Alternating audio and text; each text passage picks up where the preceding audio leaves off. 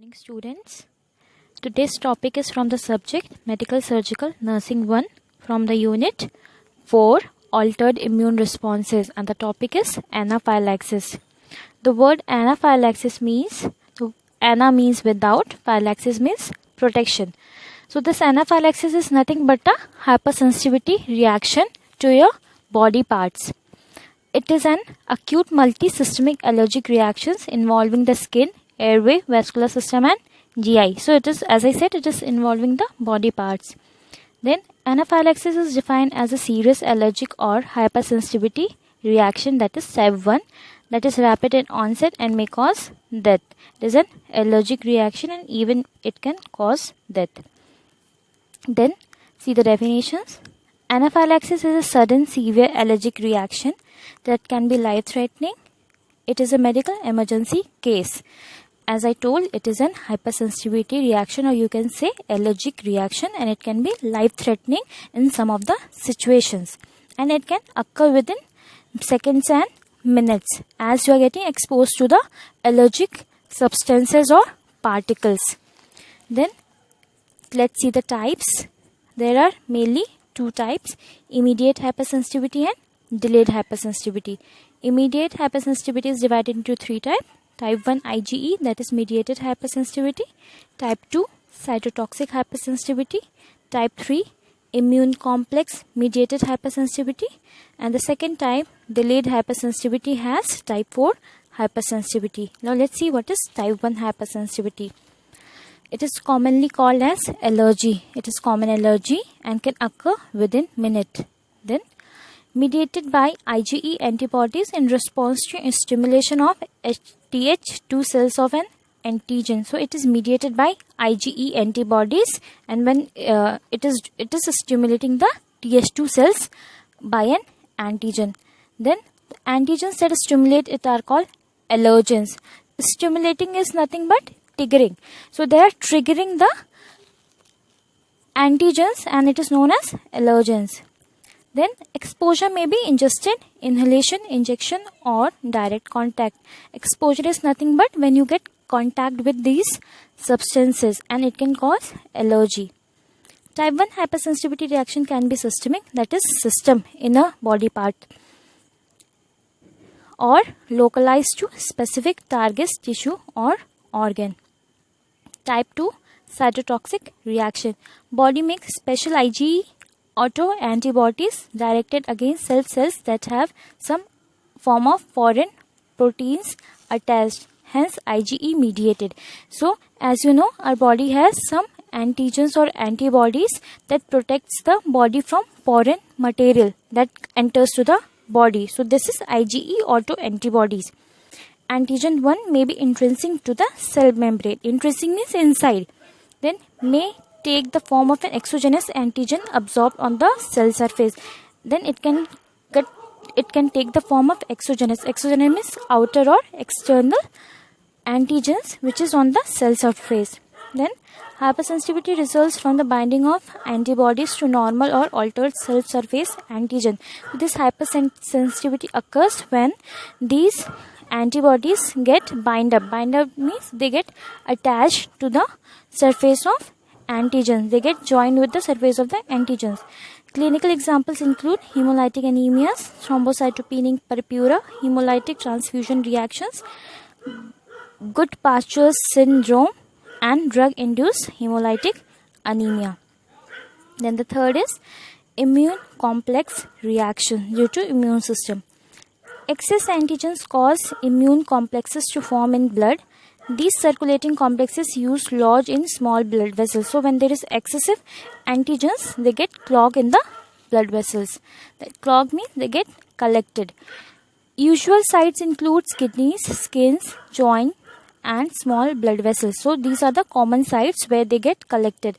Lodge in the small walls trigger inflammation and cause tissue or vessel damage. So when they are gathering in these small vessels, they get you can say it forms a knot or it forms a mass and it can damage those blood vessels.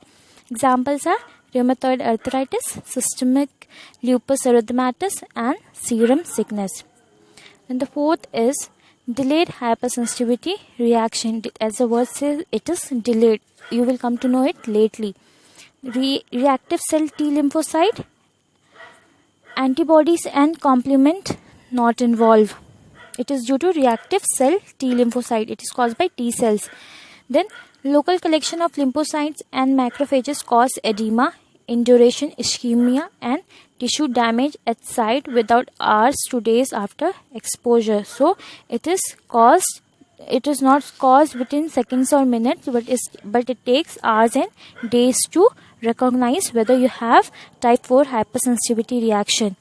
Then these examples are TB test, contact dermatitis, poison, IV skin rashes, insect stings, tissue transplant rejection, and sarcoidosis. Let's see the etiology. Etiology is divided into segments.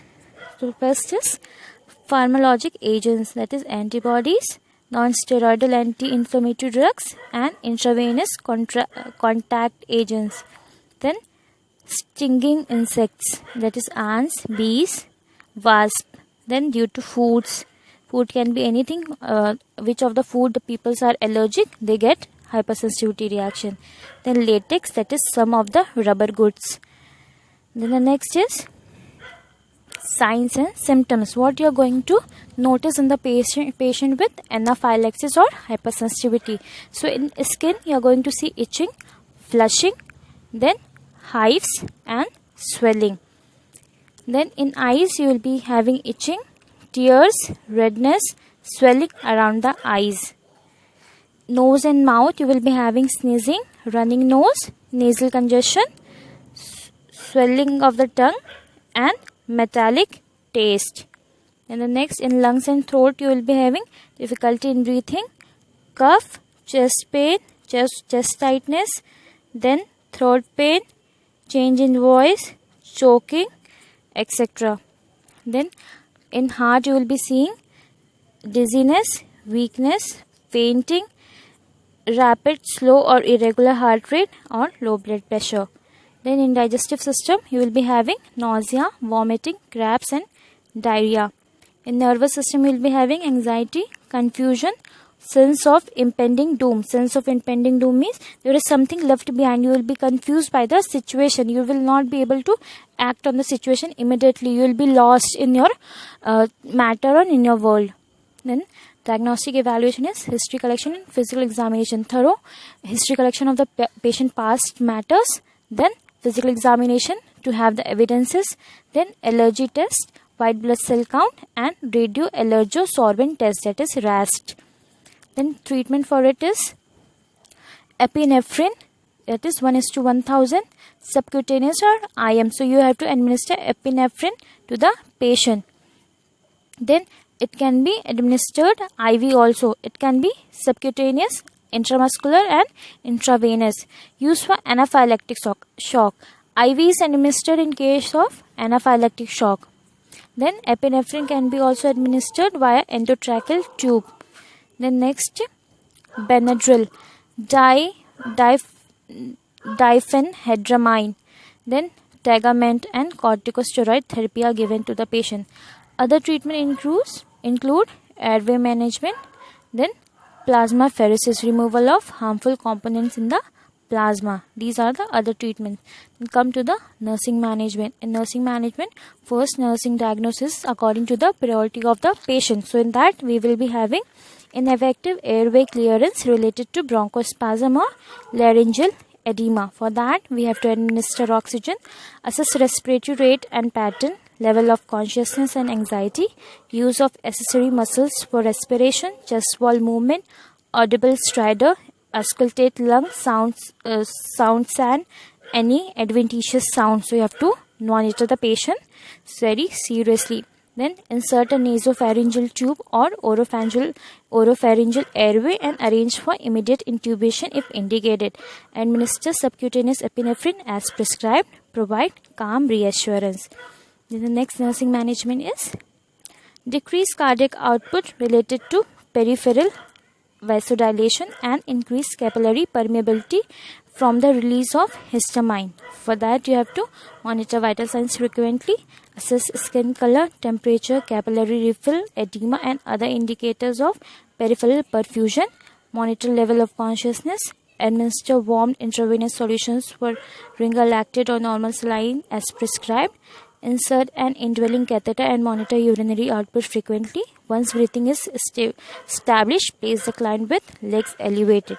So these, except than these, you can go for complications of the patient and you can formulate your own nursing diagnosis. So in today's class, we have seen the definition, then etiology, then types of hypersensitivity, then clinical manifestations, diagnostic procedures, then medical treatment and nursing management.